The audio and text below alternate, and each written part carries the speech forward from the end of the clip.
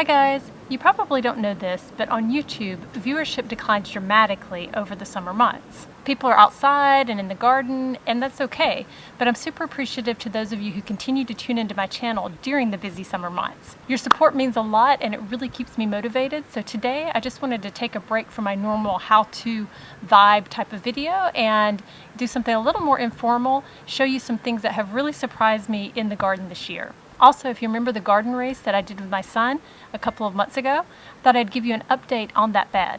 And if you stay tuned to the end of the video, I'm going to share a special announcement with you today. Let's go. I know a lot of you are not on Instagram and Facebook, so you probably don't see the day-to-day things that are going on in my garden, but the weather has been wild this year. We had a lot of rains and flash floods last month that inevitably actually washed large chunks of earth and also rocks down my hillside here into the garden. Everything just made a huge mess, and it even caused part of my hillside here to collapse.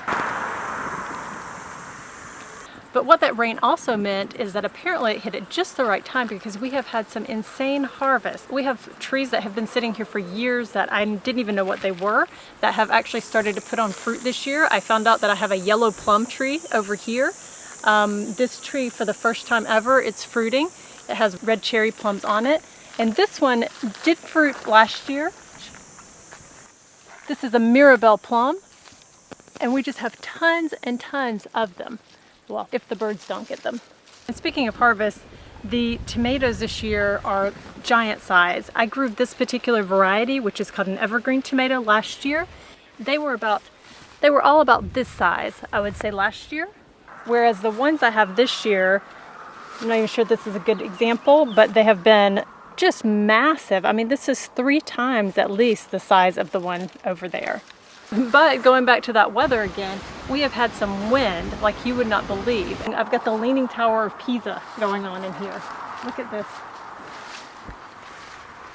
So I'm going to add some more soil to these beds today and see if I can correct some of this leaning that's going on. And here I just want to give a special thanks to my son, who is being the cameraman for me today. He was also the cameraman in the last video, so he's getting some practice during his summer vacation. Yep. Really proud of him, because as a gardener in training, he harvested some fresh mint and he made himself his first mint syrup. Yep. What else did you make?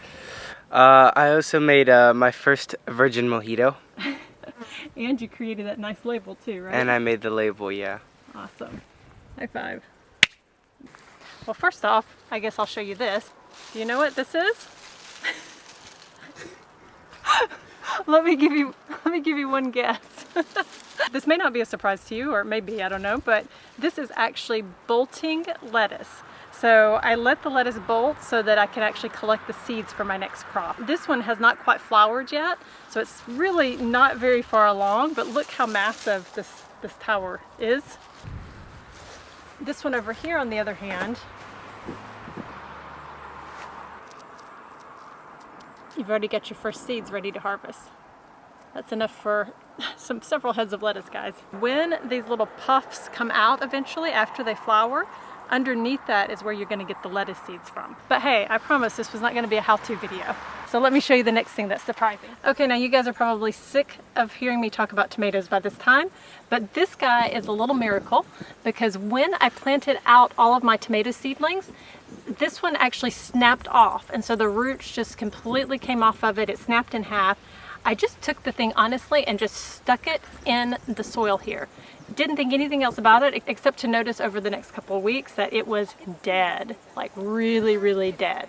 Except that, guess what? Because tomatoes are so resilient, it eventually recovered.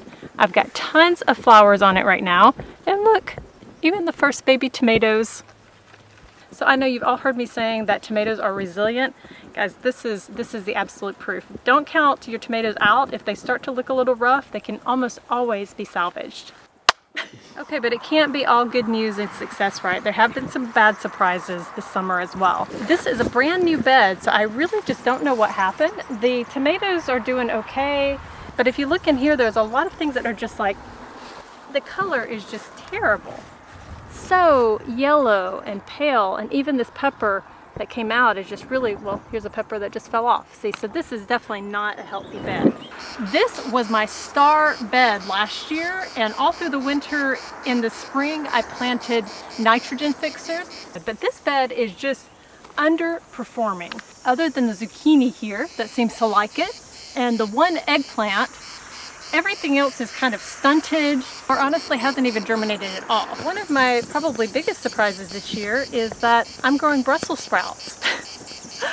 I actually planted this thinking that it was cauliflower. That's what I had it labeled as anyway. Unfortunately, nobody in the family except for me likes Brussels sprouts, so I guess it's good that I only have one plant. And here, you would never believe that this asparagus bed was actually supposed to be transferred in the late winter. I started digging this thing up. I started transferring them up here to this new area, which I'll talk about that in just a second because that also didn't go as planned. But this was supposed to all be transplanted by the end of the winter. Now I started it, I thought I had 2 asparagus crowns that I had not dug up. I could not actually get them out of the soil. They were really embedded. And well, guess what? I went away for a week, came back, and suddenly asparagus were growing. There was no stopping them at that point. And the bed that I had started, which I had transferred some asparagus crowns and planted some new ones, the new bed that I started has also turned out to be a little mismatch of a surprise because I planted it over where I used to have my compost bin. It seemed like a good idea, but in hindsight, it wasn't a good idea. I ended up with some volunteer tomatoes, a volunteer pumpkin. Yeah. Where are we going? We're going to the garden race potato beds. All right. What were they supposed to be originally? Do you remember? Originally, we were supposed to plant butternut squash and cantaloupe in there. But, you know, time went on and we decided to grow potatoes instead. So show us.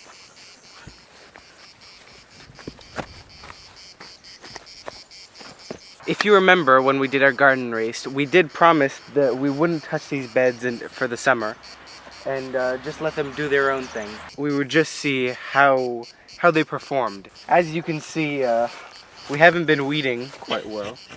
We've not been weeding, let's say, at all. Yeah, maybe not. And what did we do? So we ended up planting potatoes here. Oh, sorry, wait. This was mine. Hold on, which one was yours? This one. Oh, yeah. The overperforming one. Well, I will agree that Ryan's bed does seem to be outperforming mine. Yeah, and here, I don't even know if we can call this a bed, just maybe just like some dirt. I seem to be growing a really big weed. I did have 2 potatoes growing here, but a fox broke in and actually destroyed this half of the raised bed. Yep, totally the fox. Shame that he did that. So we don't know how Ryan's bed is performing yet. It may turn out that all you've got is some like little teeny potatoes under there, and mine over there with the weed is going to be like a monster potato bed. I'm not quite sure. I'm pretty sure weeds don't grow potatoes. Smart Alec. And now on to the special announcement. I'd like to do a video to showcase your gardens. Now I saw this on a flower channel and I absolutely love the idea. I don't know at all how to set it up right now, but essentially the idea would be that you would send me some kind of garden photo or harvest photo, or maybe 15 to 30 seconds of a video of you doing something in your garden. Could be with your face, without your face, could just be your vegetables. But I would love to actually put this together and then at the end of the summer do a video compilation to have a little taste of what you've accomplished over the summer. I'll provide more details on that in August, but that's the idea and I'm kind of excited about it. I hope you are too. So let me know in the comments down below if you liked kind of the informal format of this video. Any last words, Ryan? Yeah. That's pretty good.